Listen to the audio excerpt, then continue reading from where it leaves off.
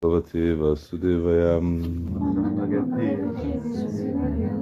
Namo Bhagavate Vasudevaya.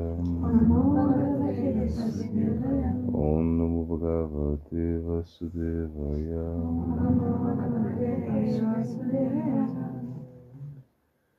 Jai.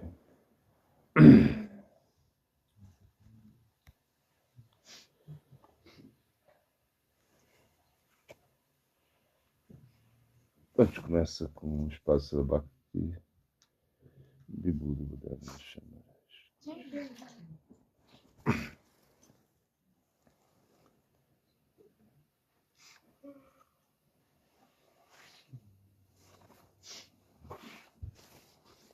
Bom, aqui ele está falando dos semideuses. Ele diz que qualquer pessoa, que o Gurudeva fala aqui, que qualquer pessoa que começa a cantar o Mahamantra Hare Krishna, ele acaba deixando de lado os semideuses, as deusas, ou seja, desconsidera, né, os semideuses. Isso é uma ofensa, na realidade, isso não está correto, né? Ou seja, um semideus significa que ele é uma pessoa muito, ou seja, é uma personalidade muito incrível, isso que a gente tem que entender. E que, claro, que a gente não precisa adorar semideus, que a gente sabe disso, mas mesmo assim a gente deveria respeitá-los, né? E sempre que você está diante de um semideus, quando é Durga, Ganesha, Shiva, você ora para eles, para que você possa ser o melhor devoto. Essa é a ideia, né? Então, na realidade, o que é ofensa, eles que é uma ofensa, né? Quando a gente ou ao contrário, por exemplo, quando você acha que o semideus ele tem o mesmo poder que Krishna, então você cai nessa ofensa. Então a gente tem que tomar cuidado, nem para ir para um lado, não pode nem equiparar os nomes dos semideuses com os nomes de Krishna. Se achar que é tudo igual, isso está errado também, seria ofensa. Mas também você não deve desprezá-los, né? Ou seja, ter uma certa aversão aos semideus, que às vezes acontece, a gente vê, né? Os devotos, muitas vezes, eles menosprezam, por exemplo, o Sr. Shiva. Então, isso é muito comum. Ou seja, menosprezam Durga, Ganesha. Não, a gente aceita tudo isso, no sentido que eles são servos, são servidores, né, de Krishna. E como servidores de Krishna, eles merecem o nosso respeito. Ou seja, então, não que a gente vai se refugiar neles, mas eles vão ficar muito felizes pelo nosso refúgio exclusivo em Cristo. Inclusive nesse verso, né? Sarva Dharma Parityajama Ekam Sharanam Braja. Esse verso, ele diz mais ou menos isso também, para você abandonar toda essa adoração aos semideus. É mais ou menos isso. Como aconteceu no caso do passatempo lá da colina de Govardhan, onde Krishna ele incentivou todos os Vrajavasas a se refugiarem na colina de Govardhan, que era Krishna mesmo, e rejeitando, ou seja, não oferecendo nada, não oferecendo o sacrifício que era comumente oferecido para Indra. Então a gente fica sempre muito preocupado quando um servo de Krishna fica insatisfeito. Então, por exemplo, os semideuses eles não podem estar insatisfeitos com a gente. Ou seja, você menospreza eles, você tem uma atitude depreciativa com alguns semideuses. Isso é muito ruim. Então, na realidade, a gente sempre está respeitando os semideuses e, ao mesmo tempo, a gente está se refugiando em Krishna. E eles vão ficar felizes. Esse é o ponto. Né? Esse é o ponto. Aradhananam sarvesham vishnuaradanam parantasmat parantapandevi taranam samarchana. Então, os próprios Sr. Shiva falando para Devi, falando para Parvati, olha, a melhor tipo de adoração é adorar a Vishnu. E ela fica um pouco triste, que ela é adoradora de Shiva, né, o marido dela, e depois ele diz, olha, mas adorar a quem adora ao Senhor Vishnu é mais elevado ainda. Então, é nesse ponto que a gente precisa bater essa tecla. Porque os devotos puros, esses devotos que têm uma conexão com Krishna, eles são como semideuses, ou seja, Porque na realidade se diz que eles adquirem todas as qualidades dos semideuses. Claro, os semideuses muitas vezes eles têm esse desejo de desfrute. A gente vê isso. São devotos sakama, né? Muitas vezes devotos sakama. Ou seja, por quê? Porque eles têm um desejo muito grande de desfrutar. Entretanto, nós deveríamos partir mais para esse lado da devoção exclusiva, onde você não tem esse desejo de desfrutar, ou seja, você simplesmente tem um desejo de servir e de se conectar aos pés de Lorde Cristo. Inclusive, os semideuses eles estão orando para nascer nesse plano aqui, nascer em Kali Yuga, nascer na Terra, para cantar o Santo Nome, porque eles sabem que é bem fácil, assim, é bem fácil você realmente ser liberado em Kali Yuga, é só cantar o Santo Nome, não precisa fazer muita coisa. É um processo assim bem simples, né? Você vai cantar, você não precisa de ter muita energia, você não precisa ter muita renúncia, ter poderes místicos, nada disso. Você simplesmente canta o semideus. Você canta o santo nome e os semideus vão ficar satisfeitos, né, com o seu canto, porque você está chamando Krishna de forma direta, coisa que até eles, às vezes, para eles é um pouco difícil, né? Claro, quando tem algum problema, porque a vida dos semideus é muito tranquila, aparentemente é bem tranquila, e de repente acontece algo, eles se refugiam em Cristo. Quando alguma coisa acontece, eles vão lá e eles tomam refúgio em Vishnu, conversam com Brahma para que realmente o problema possa ser solucionado com Vishnu. Então eles também e Krishna, de certa maneira, tem uma parcialidade com eles. Por quê? Porque eles são devotos de Krishna. Então a gente vê sempre Krishna tentando ajudar os semideuses de uma maneira ou de outra, ele está tentando ajudar os semideuses, devido a essa parcialidade pela devoção. Então, na realidade, Krishna é imparcial, sim, ele é imparcial, não é que Deus está fazendo diferenças, ele não faz, mas ele se sente muito atraído pelas pessoas que estão devotadas a ele. Os semideuses entram nessa categoria de devoção a Krishna. Eles são assim bem devotos de Krishna, só que são devotos com muitos desejos materiais. Então esses desejos materiais acabam dispersando a atenção deles, que eles não conseguem ter uma atenção assim unidirecional, assim, só em um foco, não, porque tem muitas coisas para ver, para serem vistas, desfrutadas. Então, Senhor Deus, eles estão nessa plataforma. Sim, você pode ter vários semideuses em casa, assim, ter imagem. Inclusive, por exemplo, quando você vê o Haribat Vilas, ali fala que no templo você tem que instalar os semideuses, né, assim, mais estritamente quando você vai você tem um templo e você tem a deidade, então eles instalam os semideuses em cada canto, né? Isso é uma coisa assim. A gente lembra que a gente foi no sul da Índia, lá em Robilam, e aí tinha um sannyasi lá que ele foi lá e ele era um sannyasi Gaudiya Vaishnava, então ele não tinha um costume com os templos da Sri Sampradaya, né? Então ele foi lá e ele foi e já prestou reverência. A gente chegou no altar, o altar estava aberto, é bem longe, você anda, tudo. E quando você chega lá, ele prestou Dandavats, assim, né, para o altar, para a deidade. Aí o Pujari já chegou amaciando, ele, assim, falando com ele, não, cara. E aí a gente entendeu, ele falou assim, porque ele falou, como ele prestou Dandavats, os pés dele ficaram voltados assim para os semideuses, né, assim, que estavam instalados lá. Então eles instalam os semideuses também. Você vê quando você lê o Haribat Vilas, é assim. Ou seja, quando você vai instalar uma deidade, você tem que instalar os semideuses também. Então eles estão sempre presentes, né? Então na sua casa você poderia ter assim, imagens, né, de semideuses, né, para te relembrar algo. Claro, né, dizem que são 33 milhões de semideuses. Vai ficar difícil botar todo mundo. Mas assim, mas claro, tem os principais, a gente entende isso, né? Então, se você quiser ter Sarasvati, Ganesha, claro, Ganesha ele sempre é Shiva. O seu Shiva é meio que obrigatório, assim, porque é Gopeshwara, né? Gopeshwara Mahadev. A gente adora o seu Shiva como Sadi Shiva, ou seja, o maior dos devotos, né? não como Gunavatar. Mas você adora ele como o maior dos devotos. E para quê? Para que você possa entrar em Vrindavana. Então, sem as bênçãos do seu Shiva, você nunca vai viver a Vrindavana real, a Vrindavana transcendental mesmo, né?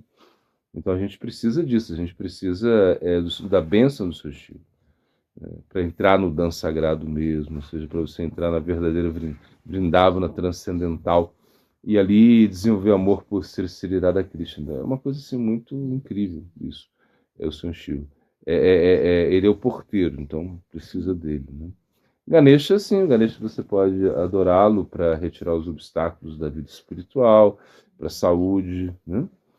Sarasvati para te dar sabedoria. Pode, isso não tem problema. Você pode ter as imagens também. E isso, eu não vejo nenhum problema nisso. Entende? Pode, porque é Giri Govardhana, né?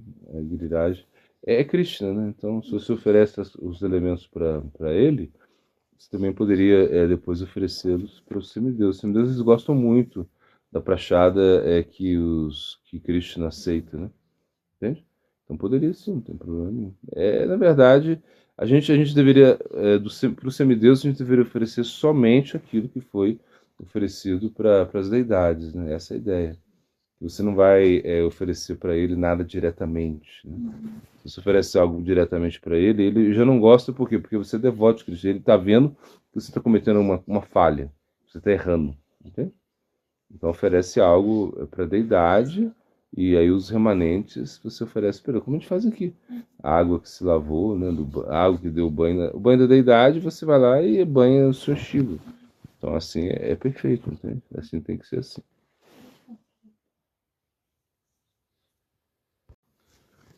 Já. Então, está aqui.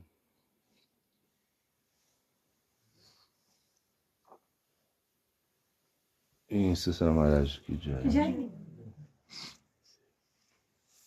A iniciação é uma recomendação, ou seja, não é algo final. A cura ela só vai estar garantida quando você siga o tratamento. Esse é o ponto. Você aceitou a iniciação e você acha que é esse. Não, você começa só. É como se você estivesse sendo admitido no tratamento. A iniciação é como você chegasse, é como você chega lá no hospital, conversa lá, eles te encaminham para o médico. Isso é iniciação. Aí você começa o tratamento. Se você não pratica, né? Shravana, Kirtana, Vishnu, Smara, né? etc. Se você não pratica, não vai funcionar, a iniciação não vai funcionar. No momento da iniciação, você recebeu o seu sadhakadeha, um corpo de praticante, você tem um nome também, você tem, claro, você recebeu ajuda na iniciação, mas você precisa praticar. Ou seja, você precisa aceitar a orientação. Guru Padashraya Diksha Gurura Sevana, essa Dharma Siksha. Então você precisa disso, você precisa tomar refúgio, ter iniciação, prestar o serviço, seguir as instruções. Então, na realidade, esse é o processo. O processo não é uma coisa só formal, né? Não é um formalismo. Existe um formalismo aí, sim. Claro, na iniciação existe esse aspecto meio relacionado à esvária, opulência, um momento assim que você realmente se sentiu muito atraído em seguir um sadguru, em aceitar o Nama Prabhu, mas agora você recebeu isso, então é hora de você cantar. É hora de você realmente você realmente colocar em prática aquilo que você recebe. E seguir as instruções. Isso é muito importante, porque a gente tem essa mania de não seguir nada, de não querer seguir nada, de querer inventar um processo. E não é assim. O processo ele já está aí. Você precisa cantar um determinado número de voltas, né? Que você se determinou e tentar cantar concentrado, pelo menos uma parte dessas voltas, né? Não é que você vai conseguir cantar todas as voltas concentrado. Não, você viu um espaço da Bhakti Pramod, que o Goswami Maharaj, ele escreve, a gente leu esses dias, eu não sei. Ele falou assim, meu Gurudeva, Prabhupada Bhaktisiddhanta, pediu para eu cantar 64 voltas, essa foi a instrução dele. Mas ele não foi só pedir para cantar 64 voltas, ele pediu para cantar 64 voltas concentrado. E eu só consigo cantar 16 concentrado, por Deus, na sua humildade, né? Daí ele achava que ele conseguia cantar 16, assim, e se martirizava por não cantar o número de voltas de japa que Prabhupada Bhaktisiddhanta havia pedido. Então, dizer que realmente você vai cantar. A ideia é essa, que você cante concentrado, mas não dá para cantar tudo concentrado. Você tem que aceitar os seus limites também. E aos poucos, mas isso não quer dizer que você não vai tentar cantar de forma concentrada. A instrução de Bhaktivinoda Thakur foi essa. Você se fecha, né? Se tranca um quarto, coloca um pano na cabeça, aí você vai cantar. Então, imagina? E você precisa um pouco disso. Eu não estou falando que você deva seguir esse método estritamente, mas pelo menos, né, você precisa ter um sentimento de tentar cantar concentrado. Porque se você não tenta cantar concentradamente, e você é negligente nesse aspecto, nesse requisito, então o seu serviço devocional ele vai ser prejudicado. Por quê? Porque você não vai estar, a sua mente não vai estar no objeto do seu serviço. E o que é serviço? O serviço é quando o objeto do seu serviço fica satisfeito com você. Aí você sente felicidade no serviço. Porque agora, de certa maneira, a gente não tem tanta felicidade no canto. A gente não tem isso porque a gente não tem tanta felicidade nos sevas que nós fazemos. É porque a gente não está realmente satisfazendo o objeto do nosso serviço. Quando a gente satisfaz o objeto do nosso serviço, você vai ter muita felicidade em praticar o santo nome. Você vai ter felicidade em cantar o Gayatri. Nada vai ser uma tortura para você. Você vai ter felicidade ao Mangala, você vai ter felicidade de praticar diversos sevas que você está fazendo, porque o objeto do seu serviço ele ficou satisfeito com o seu serviço. Então, esse é o ponto. A gente precisa sempre partir do pressuposto que que praticar o serviço devocional significa agradar a Krishna, agradar o objeto do seu serviço. Claro, se o Guru está satisfeito, Krishna está satisfeito. Ou seja, o Guru é o representante, né? Guru Krishna Rupa Hana Shastra Pramane, Guru Rupa Krishna Kripa Karena Bhaktagani. Então não existe diferença entre Guru e Krishna, as escrituras estão falando isso. Então por isso a gente precisa satisfazer o Guru, você precisa viver num plano de humildade, de tolerância. Você precisa disso, você precisa realmente respirar humildade, respirar tolerância. Sua vida tem que ser algo conectado a esses aspectos. E cantar constantemente. Quanto mais você canta, mais força você vai ter para praticar serviço, mais alegria você vai ter para no seu serviço, e o objeto do seu serviço vai estar satisfeito com você. Então, realmente, essa orientação que nós recebemos no início, por quê? Porque você tem Diksha e Siksha, são coisas que vêm juntos, caminham juntas, porque você recebeu a iniciação espiritual e logo em seguida você tem essa instrução de como agir. Então você recebe Siksha antes da iniciação, mas de repente você não teve muita Siksha, não tem problema. Agora você recebeu a instrução e você vai ter a Siksha adequada de como cuidar dessa semente, né, da trepadeira do serviço devocional, Bhakti Lata Vidya, como você vai cuidar disso? Como você vai realmente administrar o seu tempo de acordo com as suas circunstâncias? Porque não adianta você querer executar atividades que não estão relacionadas com a sua natureza, com as suas circunstâncias mesmo, com as suas características. Então a consciência de Krishna é assim. O Chaitanya Mahaprabhu mesmo ele mostrou. A Arupa e a Sanatana, ele colocou eles para escrever livros, descobrir os locais de passatempos, né, de Radha Krishna em Vrindavana, para construir templos. Eles foram muito importantes nesse sentido. Já Haridas Thakur cantava o nome o dia inteiro, 192 voltas de japa todos os dias. Claro, ele pregava também, mas absorto na prática. Ele foi o nosso Namacharya. Ou seja, quando você lembra de Haridas, quando você pensa em Haridas Thakur, você pensa em alguém cantando o santo nome sempre, com muita humildade, muita tolerância. Então, por isso, o Haridas Thakur, o nosso Namacharya, imagina, tolerou lá as investidas de uma prostituta, que uma conspiração que fizeram contra ele, ele tolerou isso para quê? Para dar misericórdia para a moça lá, e a moça acabou se tornando uma grande devota. Então, a gente vê isso, né? A gente vê que realmente cada Mahaprabhu dando serviços, né, diferentes para cada um dos seus associados. E é isso que a gente tem que entender. Ou seja, que o Guru ele vai colocar a gente em serviço de acordo com as nossas circunstâncias, de acordo com as nossas características.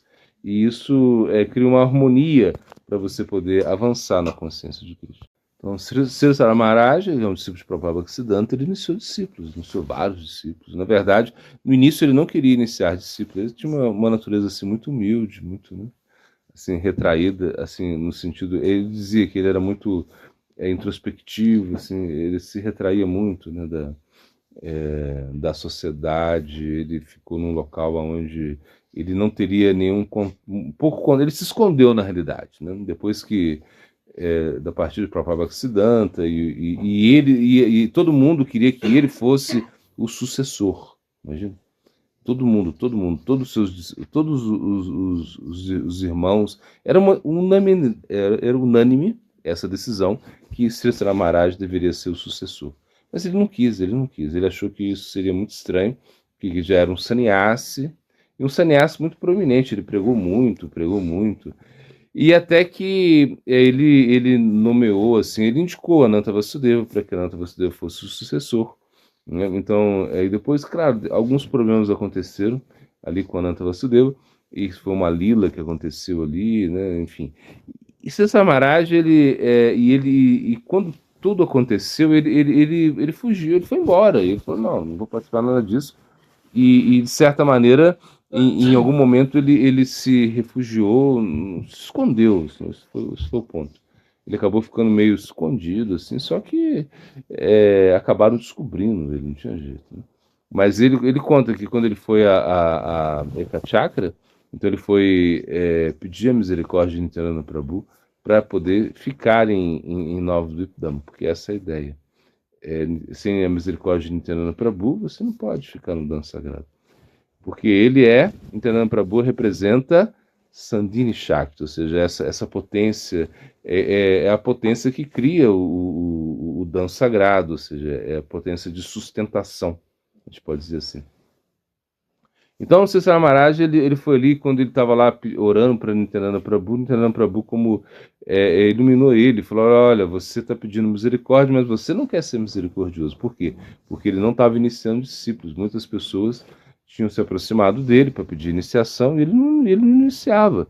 Ele mandava para Bhakti Saranga Goswami Maharaj, ele falava, não, melhor que ele inicie. Ele era o Ritwik, de Gurudeva, né, de Prabhupada Bhaktisiddhanta, porque Bhakti Saranga Goswami Maharaj iniciou alguns discípulos mesmo na presença de Prabhupada Bhaktisiddhanta, em nome de Prabhupada Bhaktisiddhanta. Ou seja, então o Cesar Maharaj falou, não, ele é muito, é melhor vocês tomarem iniciação com ele. A irmã de Swami Maharaj Prabhupada queria se iniciar com o Cesar Maharaj, mas ele falou, não, ele mandou ela para Bhakti Saranga, né, Goswami Maharaj. E mais em algum momento, quando ele recebeu essa instrução de Nityananda Prabhu, ele resolveu iniciar discípulos. Então ele fez um trato com Nityananda Prabhu e falou assim, olha, eu vou iniciar discípulos, eu vou dar refúgio para as pessoas, vou auxiliá-las, desde que elas venham a mim. Eu não vou sair para lugar nenhum para ficar pregando, para viajando, nada disso. Eu vou ficar aqui no Dham, e quem quiser vir aqui, e eu posso iniciar essas pessoas. E foi o que aconteceu. Ou seja, muitas pessoas começaram a chegar, ocidentais, né? E o sucessor de Cesar Maharaj, Govinda Maharaj, depois ele continuou a missão dele também como guru iniciador. Mas Cesar Maharaj iniciou muitos discípulos, né? A gente conhece alguns, assim, ainda, né?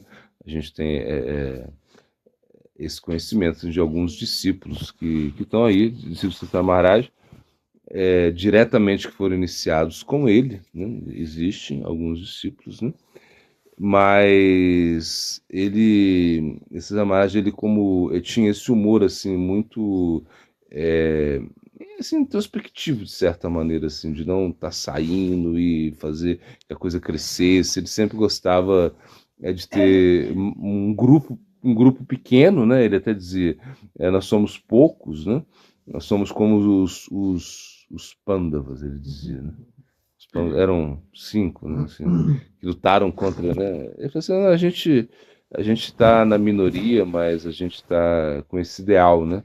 De falar a verdade." Ele era sempre assim muito apegado à verdade, apegado não apegado à forma. Ele falou, as pessoas não gostam de mim porque eu sou um rompedor de formas, né? Ele falou, né? Assim como ele dava sempre esse exemplo de Alexandre o Grande, né? Que era pequenininho em algum momento, né? Não sei. E ele cortou esse nó, tinha um nó górgio, uma coisa assim. Era um nó que tinha aqui, era um nó muito amarrado, um nó muito bem dado, e ali estava uma inscrição. Quem conseguir cortar esse nó vai ser vai dominar a Índia, né? Essa era vai dominar tudo, vai ter um grande reino, uma coisa assim. E Alexandre o Grande, ele foi com seu pai, e aí quando ele viu aquilo, ele pegou a espada do pai e cortou o nó. Aí todo mundo ficou assim, não, mas né? Assim é fácil, né? Mas só que, mas por que ninguém nunca tinha pensado nisso? Essa imagem ele explica, a gente precisa romper as formas. E ele era um rompedor de formas mesmo. Ele estava muito apegado à essência, né? Ou seja, não que porque, claro, existe uma forma para você executar o serviço devocional, mas a gente precisa se apegar mais à essência, entender que existem tempo, lugar, circunstâncias. Você cala, deixa a pata. Tempo, lugar, circunstâncias. De acordo com isso, você vai poder estabelecer sua prática, estabelecer todo o seu serviço devocional.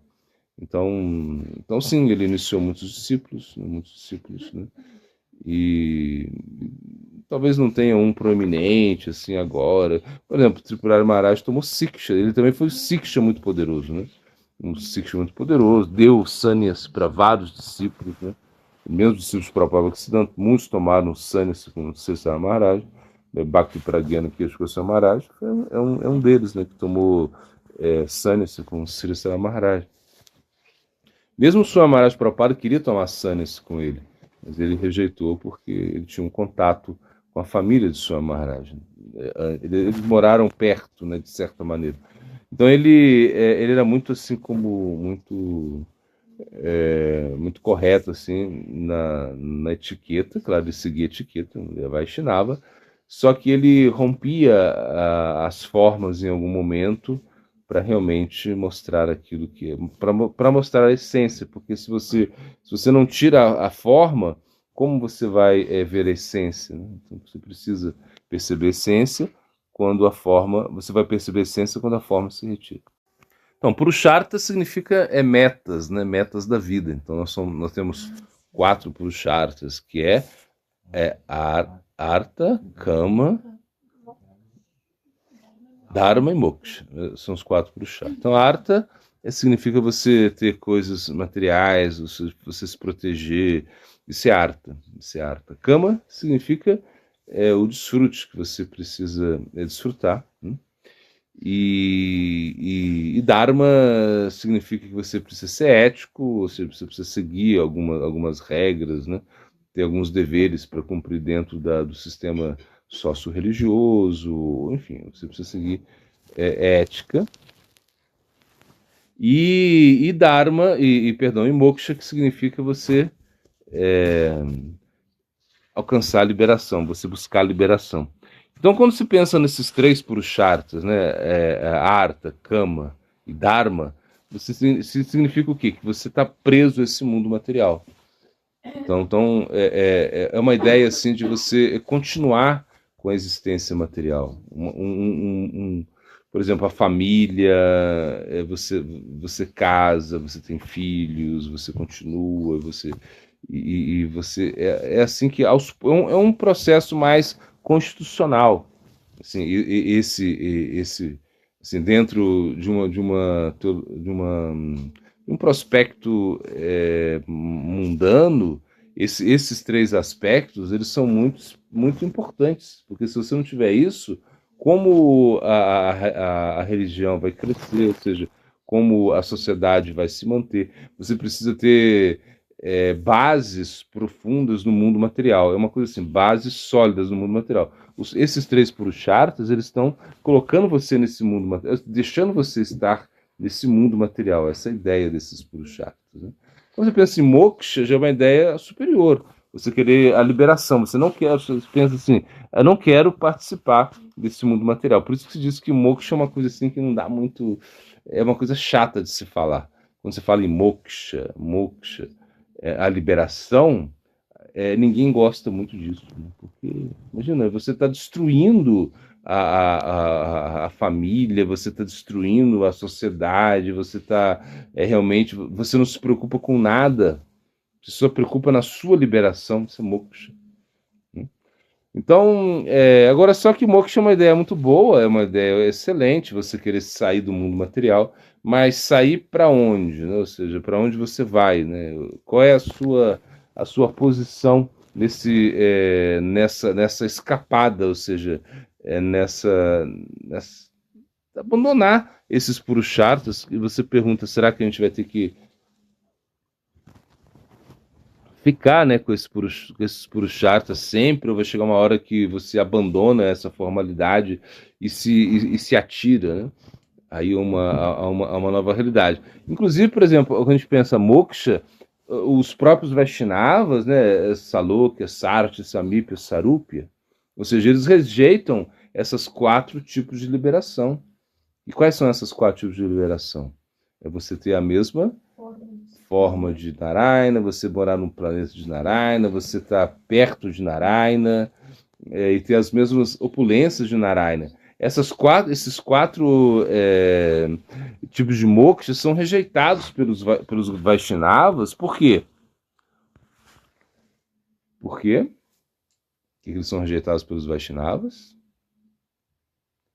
Essas quatro. O que o verso fala? Porque eles reconhecem Krishna como a suprema personalidade de Deus? É, mais ou menos isso. Na realidade, eles rejeitam essa pelo serviço. Eles querem servir a Krishna, não estão se preocupando muito com esse tipo de liberação. Então você vê que a essência é você servir. A essência é servir. A essência não é você estar como conectados a sei lá, esses purusharthas e se o serviço fica para trás. Agora mesmo, então mesmo moksha, claro, e a gente nem fala dessa Sayuja Mukti, que é essa liberação impessoal, a gente nem está falando disso, porque imagina, um Vaishnava, ele detesta essa ideia, né, de alcançar uma liberação impessoal, ou seja, você realmente está ali com Krishna, ou seja, na refulgência de Krishna.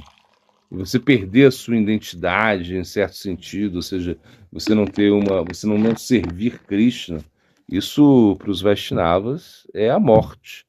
É horrível, ele não quer isso. Então quando a gente pensa o que Mahaprabhu vem trazer é o quê? É o quinto Purushartha, ou seja, é o Panchama Purushartha. Esse quinto Purushartha que é o Gora Prema, ou seja, que é o Krishna Prema, que é o amor por Deus, ou seja, e esse amor por Deus, não que Vaikuntha não tenha amor por Deus, tem, ou seja, se você está lá e você tem essas liberações, você tem uma relação amorosa com Narayana também, só que é completamente diferente da relação que você tem com Krishna. Então, por isso, essa relação, ela se estabelece na nossa vida, ou seja, através de Chaitanya Mahaprabhu.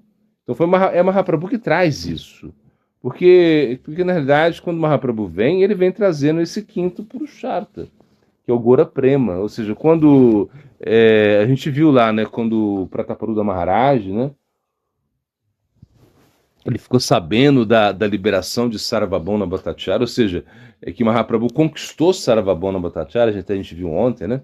A gente viu isso, né? Ou seja, como foi lindo essa conquista de Sarvabhauma Bhattacharya, Mahaprabhu conquistando Sarvabhauma Bhattacharya, que era considerado o mais erudito, uma coisa assim, ele era imagina, né, Brihaspati, né? O guru dos semideuses que estava ali, né? Mesmo, e quando ele foi conquistado pelo silêncio de Mahaprabhu, claro, Mahaprabhu falou algumas coisas, mas ele ficou assim completamente entregue a Chaitanya Mahaprabhu. Ele tomava prachada, sei lá, antes, sem lavar a boca, sem tomar nenhum banho, ele estava comendo lá, sem cantar um gaita, nada disso, imagina. E ele era o guru de Prataparuda Maharaj. Era o guru. E quando o Prataparudra Maharaj ficou sabendo, Prataparudra Maharaj, nesse momento, ele estava numa conquista, estava lá resolvendo os seus problemas assim, bélicos do seu reino. Assim, estava em guerra. E aí ele escuta que o seu guru havia sido convertido por um garoto, por um jovem. E ele ficou assim, muito curioso. Quando ele chega e ele vai lá falar com o Sarvabhauma Bhattacharya, ele vê a mudança dele. E aí Sarvabhauma Bhattacharya vai mostrar para ele o quê? Os associados de Mahaprabhu. E quando ele vê assim os devotos cantando, dançando, né, desse jeito, ele fala: Uau, que é isso? Que é isso? Que é isso? Ele ficou meio assim, porque ele tinha, imagina, ele era um rei santo, tinha contato com aspectos esotéricos, tudo bem, aspectos transcendentais, mas quando ele viu Chaitanya Mahaprabhu, ele ficou abismado, ele falou: que é isso? E Sarvabhauma Bhattacharya falou: isso é o Gaura Prema, isso é o Krishna Prema, o Gaura Prema, é algo que, isso é o Prema de Mahaprabhu. Então esse é o quinto Purushartha. Então, na verdade, em algum momento você vai ter que abandonar assim esses Purusharthas, assim, no sentido que e se apegar à essência, se apegar e deixar essa forma de lado. Em algum momento vai ter que colar isso. Não tem jeito. Você não pode ficar preso a esses objetivos da vida para sempre. Ou seja, pensar só em cama, desfrute, pensar só em harta, ter coisas, se proteger. Não, uma hora você pensa: não, isso já deu para mim, já foi. Agora eu já vivi isso e eu preciso me envolver assim, com tudo nesse no Panchama Purushartha, nesse Purushartha de Chaitanya Mahaprabhu, que é o Gaura Prema. Então uma hora vai rolar isso, né? Agora, só que até lá você vai praticando também o Sanatana Dharma, vai praticando o que Chaitanya Mahaprabhu nos trouxe, você pode estar praticando, mas claro, você está muito apegado a alguns Purusharthas aí, ou seja, algumas metas da vida, que você precisa primeiro né, satisfazer esses desejos, né? E aí, em algum momento, sim, existe essa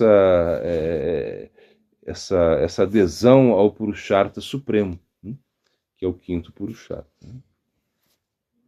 Então, no Mangalarti, qual deveria ser a nossa meditação?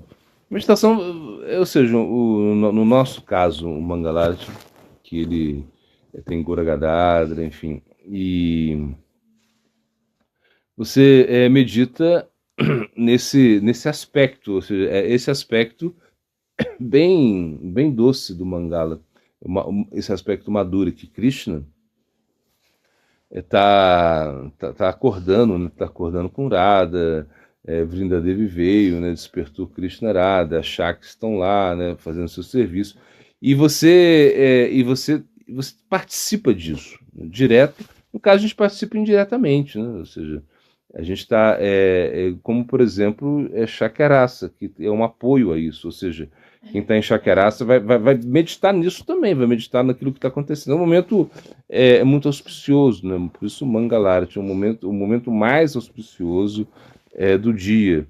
Então você vai meditar o quê? Você vai meditar que você está sendo visto pela deidade, Você está tomando o darshan da deidade. Essa é a meditação principal. Você foi ali para tomar o darshan da deidade. Você foi ali para cantar para a deidade. Você foi para realmente se absorver nesse sentimento de ser completamente dependente de Krishna. Esse é o ponto. Então, o Mangalarti, ele tem que ter essa meditação, que você está entregando a sua vida a Krishna. Por isso que você está lá cedinho, imagina, 4 horas da manhã, 4h15, você está cantando para o Guru, né, meditando na misericórdia do Guru, e aí você já faz participa do Arati principal, e aí no nosso caso a gente já adora Tula, se circumbula Tula, enfim. É algo que vai te impulsionar para o dia todo. Para o dia todo você vai ganhar aí um utsahá, um entusiasmo assim, muito forte para praticar as outras suas atividades do dia a dia. Né? Então, Mangalasha é como se você estivesse carregando as baterias, assim. É uma carga que você tem. Né? E é como um momento também de quê? Do Nama Sankirtana, do canto congregacional. Então é um momento que todo mundo está cantando junto, que um canta, outro repete, ou seja, isso é um momento assim muito poderoso. A gente deveria dar muita importância a esse momento, não simplesmente ir lá e só participar por participar, não, entender? Realmente ser bem meditativo nisso. Né? Por exemplo, você entende que é através do som, é através do ouvido que você vai perceber o Mangalá, você vai perceber a deidade, que você não vê a deidade, você apesar que você está lá e está olhando a deidade, ela tem uma forma, entretanto, essa forma, a forma da deidade, no caso aí, Gora Gadada, só vai ser percebido quando você realmente mergulhar no canto do santo nome, Shravana Kirtan, quando você escutar de forma apropriada e ao mesmo tempo cantar o santo nome. Aí você vai estar como mergulhando nisso, né? Então não é uma coisa assim muito simples, né? Você vai, vamos lá, só participar um pouquinho. Não, não é isso não. A sua participação é uma participação muito especial, porque você faz parte disso. Na realidade, o Arati é para você. É para todo mundo, ou seja, todo mundo que realmente pode ter essa conexão. Na realidade, a arte na Vigraha é muito poderosa. É Krishna se manifestando para todos. Imagina, então Krishna ele está como dando a sua misericórdia. É para todo mundo. E a gente precisa participar disso. Então a meditação é mais ou menos essa, que você realmente vai com muita vontade de se conectar a algo superior e você vai escutar. Ou seja, você vai perceber a deidade através do som. E isso que se explica. Então quando você canta, outras pessoas cantam, e você se absorve no som, aí a deidade ela se revela para você. Não é uma coisa que você vai conseguir simplesmente olhando a deidade, simplesmente tendo uma percepção da deidade distorcida, porque na realidade nós temos uma percepção muito distorcida de tudo. Ou seja, nós nos enganamos facilmente. Quando nós estamos perante da deidade, é a mesma coisa. Então a gente precisa dessa ajuda. E essa ajuda, ela vem de Krishna mesmo. Krishna está nos dando as ferramentas para que a gente possa se conectar com as suas representações desse mundo material. Você não está aqui, você está na cidade. Aí como é que faz? E o mangá? Tem internet. É uma maneira de você se conectar com essa energia online. Você vai lá e você se conecta. Você participa. Claro que você não precisa. Você pode olhar o Mangala pela internet. E você também pode estar cantando japa nesse momento. Ou seja, é um momento assim muito especial. Que você deveria estar praticando a vida espiritual. Por exemplo, nem todo mundo vai ter a oportunidade de morar no templo, verdade? E aí você precisa fazer o seu Mangalarti. Ou seja, o que significa isso? Significa que você precisa cantar o santo nome. Então, nesse momento, é o momento que você está cantando, cantando, cantando, cantando. Claro, se você quiser lá ligar, se conectar no Instagram e ver o Mangalarte, o Mangalarte pela internet, também vale. Eu acho uma coisa válida, boa. Né? Você se purifica, você se conecta às deidades que você teve uma atração, ou seja, onde aconteceu alguma relação aí, você pode se conectar com isso também. Mas o mais importante é que nesse momento você esteja praticando. Esse é o momento mais auspicioso do dia. Ou seja, antes do sol nascer, esses momentos, esses instantes são muito marcantes na nossa vida. Por quê? Porque é um momento que a gente vai estar muito conectado com Cristo, tendo uma facilidade tremenda para praticar. Esse é o ponto. É um momento auspicioso para você praticar. Então, você não deveria estar dormindo nesse horário. Jamais, jamais. A não ser que você esteja doente, né? Claro, quem está doente. Mas se você não está doente, se você não tem nenhum problema, é o momento que você está acordado e está cantando, está praticando vida espiritual. O Mangalarte é para isso. Agora, claro, aqui você tem, né, e todo mundo junto, instrumentos musicais, um local legal. Então, você se inspira muito, com certeza. E você vai se inspirar mais até nesse momento, você se inspira mais com um canto congregacional, ou seja, isso é muito natural. É quando todo mundo cantando e os instrumentos e todo mundo. E como se diz, a união faz a força, né? Você tá tudo junto, isso vai te dar força para cantar, para participar disso. Agora, claro, acontece, e chega um momento que você precisa. Se você não está aí, você tem que estar cantando, né? Esse é o ponto. Porque vai chegar um momento que o que vai te dar, o que vai te dar a potência na sua prática é o seu próprio canto, né? Claro, nunca descuidando, né, do canto congregacional, mas você também precisa ter força no seu canto individual.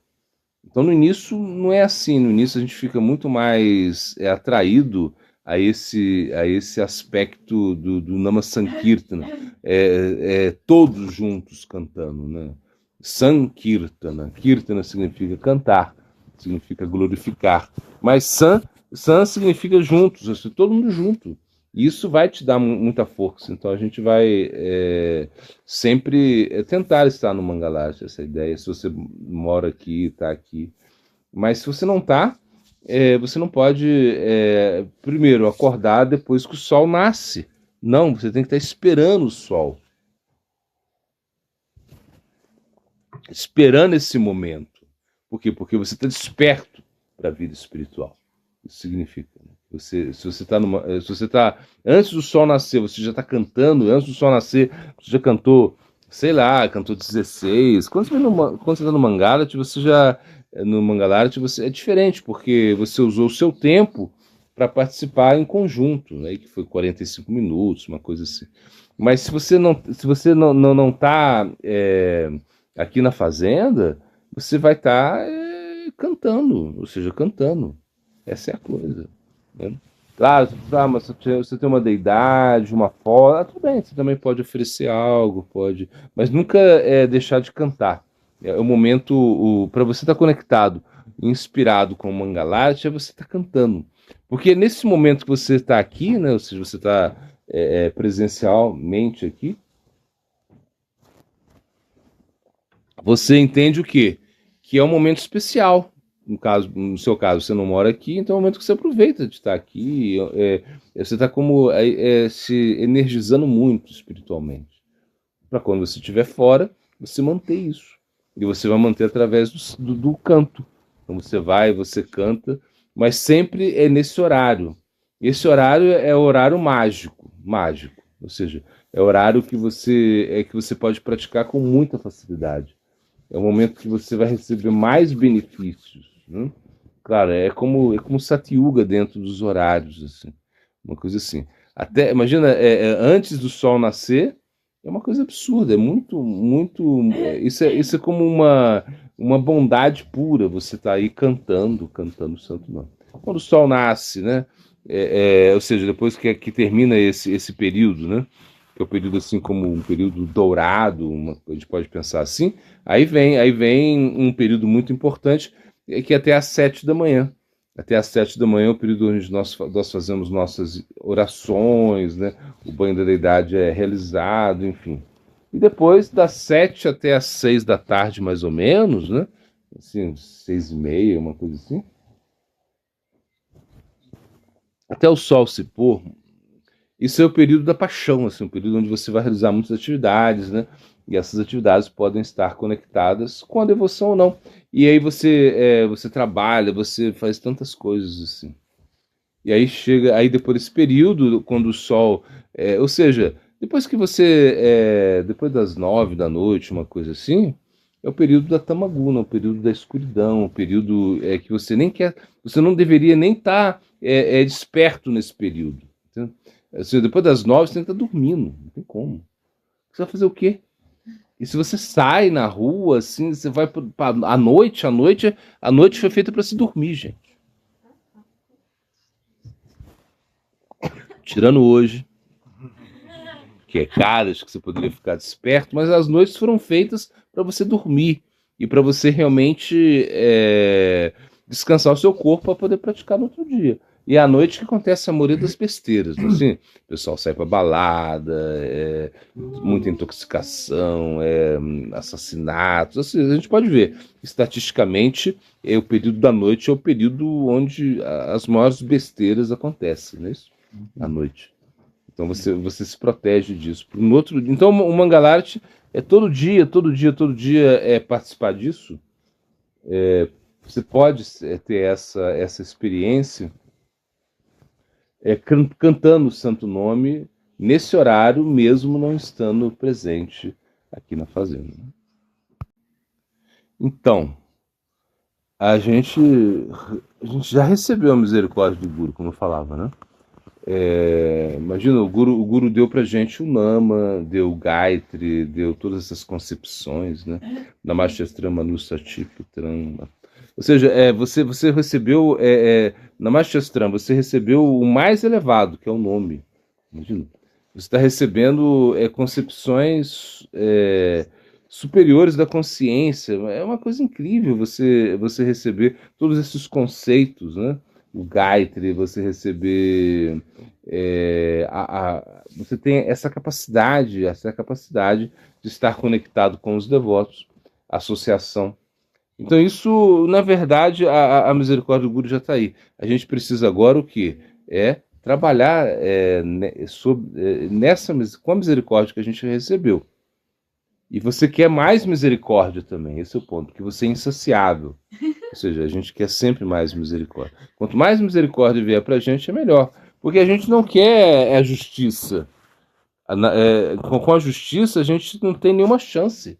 Imagina se vão julgar a gente. Né? Imagina. Você pensa assim, nossa, já era. Não tem nenhuma chance. Mas a misericórdia eu quero sempre. Por quê? Porque a misericórdia ela é cega, ou seja, ela não tem. A misericórdia não fica escolhendo muita. Não fica. Se Krishna está dando misericórdia através do Guru, significa que ele está dando sem pensar muito. Ou seja, isso vem através de Chaitanya Mahaprabhu.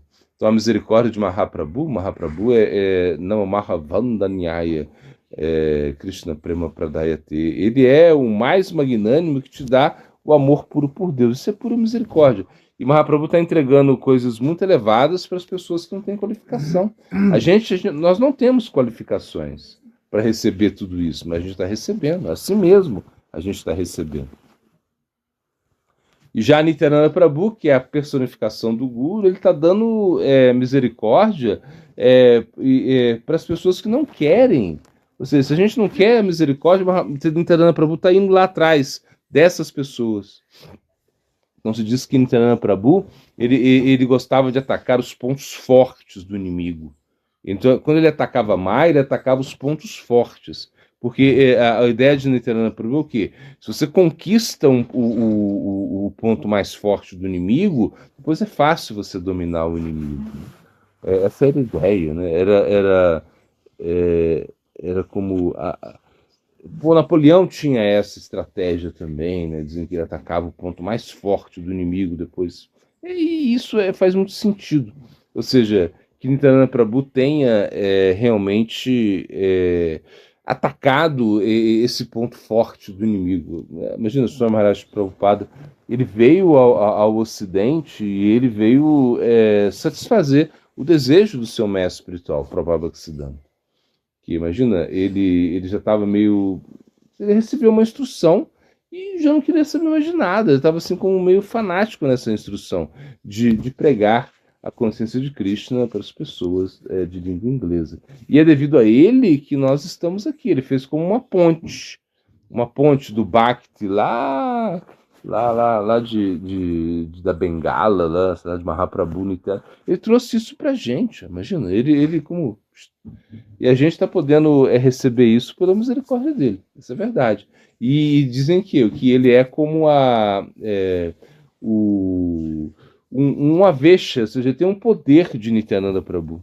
Então o Swami Maharaj Prabhupada está empoderado por Nityananda Prabhu para realizar essa atividade de distribuição, né, ou seja, ele distribuiu o santo nome para as pessoas que não tinham qualificações e não queriam também. E ele transformou essas pessoas. Esse é o ponto. Então, a gente pensa que a misericórdia ela já vem. Você já recebe quando você canta o santo nome, pratica. Mas você precisa de mais misericórdia. Eu falei, a gente é insaciável nesse sentido. Porque a gente precisa de sadhusanga. E sem misericórdia a gente não vai poder ter boa sadhusanga. A gente não vai poder discriminar, ou seja, sem a misericórdia do guru, você não consegue associação. Então, por isso que se explica, você precisa ter a misericórdia do guru para você ter boa associação. E para você realmente continuar aí como se elevando, né, na consciência, nesse plano de consciência superior. Então, essa misericórdia é super importante. Ou seja, que você o tempo todo vai precisar dessa misericórdia. Por exemplo, misericórdia para poder continuar praticando o seu sadhana bhakti, as suas atividades diárias, né, da devoção. A misericórdia para poder entender o significado das escrituras. Então, como a gente obtém a misericórdia do guru, né, essa ideia, como a gente faz isso? Bom, se você pode satisfazer o guru, ou seja, pelo serviço, pela sua sinceridade também, ou seja, se você é muito sincero, o guru ele vai te dar misericórdia. Se você é muito sincero em servi-lo, o guru está te dando também misericórdia. Ou seja, ele vai te dar misericórdia. A misericórdia ela vem basicamente do serviço ao guru. Você serve ao guru e você está aí como praticando aquilo que o guru pede, seguindo as instruções do guru. O guru está pedindo para você cantar. O guru está pedindo para você se render. Então, se você faz isso, você vai obter a misericórdia do guru. O guru é esse fator que conecta, né, Krishna com você. Ele é o facilitador, ele facilita as suas atividades com Krishna, ou seja, sem o guru você se seca, porque na realidade é como o Sri Maharaj ele explicava, né, é que o guru que você é como lótus, né, o guru é como a água e Krishna é como o sol. Então se o sol bate direto no lótus, ele queima o lótus. Então por isso você não pode ter nada diretamente de Krishna, mas você pode ter quando se faz esse lago para o lótus, você pode receber o sol, o lótus pode receber o sol. Por quê? Porque o lago, a água vai manter o lótus vivo. Então, sem a misericórdia do guru, a gente não pode existir. Esse é o ponto. Nosso bhakti vai ser destruído. Você não pode abandonar o guru, no sentido de você não pode colocar o guru numa posição inferior. Não tem como. O guru, para nós, é um autocrata, no sentido que ele tem o poder de fazer ou não fazer, ou desfazer, ou seja, ele tem a última palavra. Um autocrata, é como um ditador da verdade. E na realidade, ele está dando a misericórdia dele para a gente ter essa percepção, né? Pelo serviço ao guru, pelo serviço também à poeira dos pés de lótus do Guru, e a poeira dos pés de lótus do Guru são os seus devotos. Então, quando a gente serve o Guru e a gente também satisfaz os devotos do Guru, o Guru fica muito, muito, muito satisfeito e ele vai nos entregando a misericórdia cada dia mais.